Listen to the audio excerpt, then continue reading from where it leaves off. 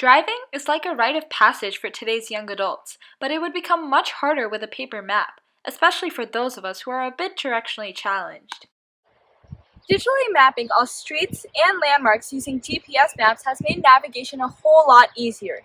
And this is exactly the type of platform that neuroscientists are attempting to create using the Connectome, a map of all the quadrillion-sum connections between the 100 billion neurons in your brain. Neurons have unique appendages attached to the cell body that come together at the synapse, where the axon of one neuron sends a signal to the dendrite of another.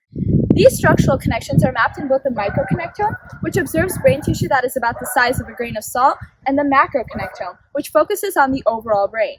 Because the microconnectome is so small, scientists observe these structural connections by observing the path of water molecules along nerve fibers.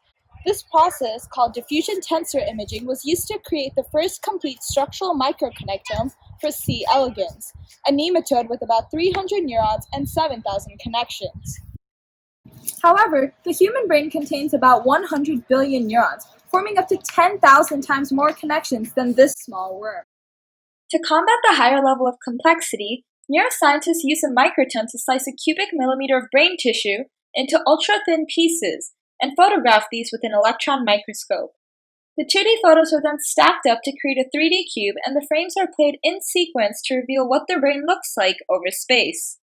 Labeling every cell a different color with a technology called rainbow makes it easy to track physical connections and put together a structural map of the brain. So that's one connectome down, one more to go.